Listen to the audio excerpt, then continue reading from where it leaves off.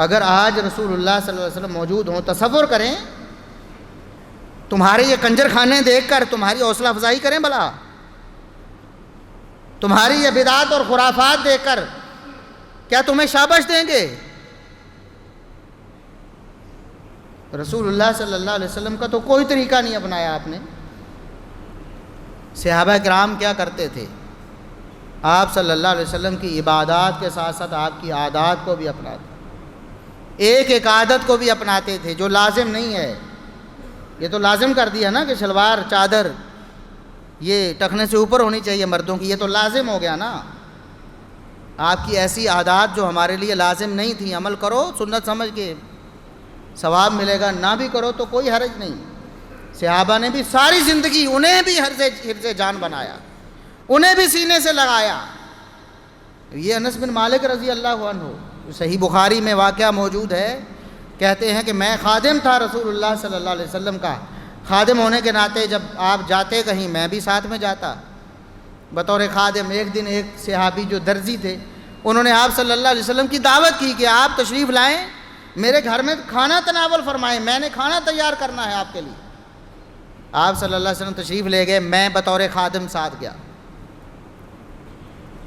یہ بچے ہیں اس وقت، ہمارا حال دیکھیں، یہاں کے شیخ الاسلام دیکھیں، اور وہ بچے ہیں انس بن مالک رضی اللہ عنہ۔ وہ کہتے ہیں کہ میں رسول اللہ صلی اللہ علیہ وسلم کے ساتھ گیا، میں نے دیکھا، میں یہی غور کرتا رہا کہ رسول اللہ صلی اللہ علیہ وسلم کیسے کھاتے ہیں، آپ صلی اللہ علیہ وسلم کون سی چیز پسند فرماتے ہیں کھانے میں۔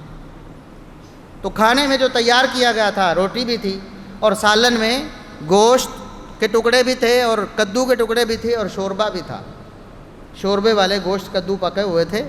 رسول اللہ صلی اللہ علیہ وسلم نے کھانا تناول کرنا شروع کیا تو میں نے دیکھا کہ آپ صلی اللہ علیہ وسلم کدو کے ٹکڑے پسند کرتے تھے۔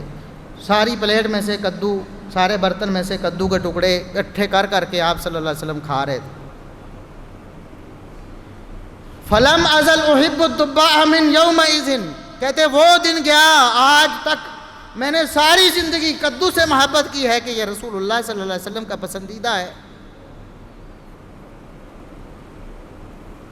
کدو سے محبت کر لی، کدو کو پسند کرنا شروع کر دیا کہ رسول اللہ صلی اللہ علیہ وسلم پسند کرتے ہیں۔